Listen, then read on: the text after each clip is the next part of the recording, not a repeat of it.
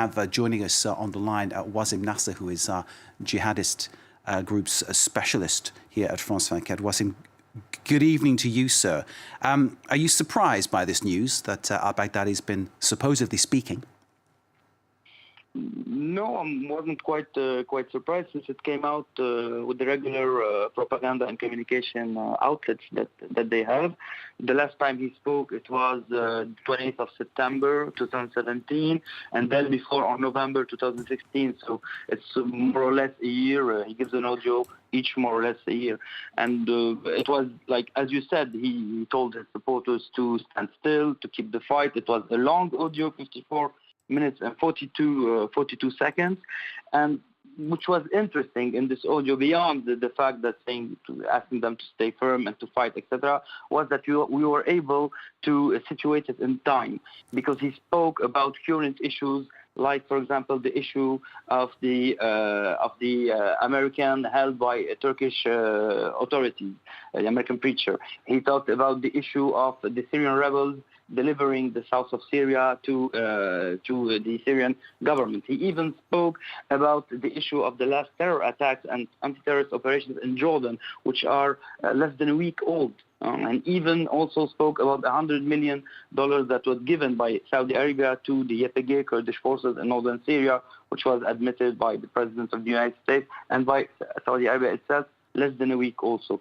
So we see that he's aware of the situation around him, and that he's not that isolated as we could have heard a few weeks and months ago from media outlets, or one media outlets, or another.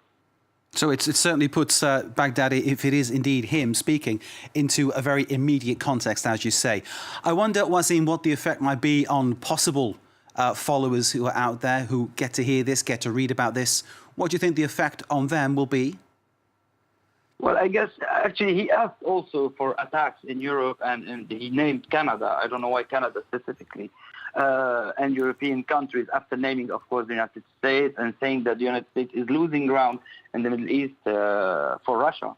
Russia, the new force in the Middle East, as he said, and he said this also a year ago. So yes, it could have an impact, because he speaks very little. A year gap is a long gap for a jihadi leader, and because this year gap gives a place for a lot of rumors saying he's dead, he's wounded. So it's important for his supporters to hear from him. But on the real outcome on the ground, I don't know if it will have a real outcome on the ground, despite the fact that he said that his supporters and his fighters will be and are still very present in all Syria and Iraq, and they are not contained in Hajin as the Americans are claiming. And we see that the Islamic State is back into a guerrilla modus operandi, either in Syria and towns like Raqqa, like Haska, or even in most of the provinces in Iraq. But this is, as if I may say this like this, it's like business as usual. Nothing will change because of this audio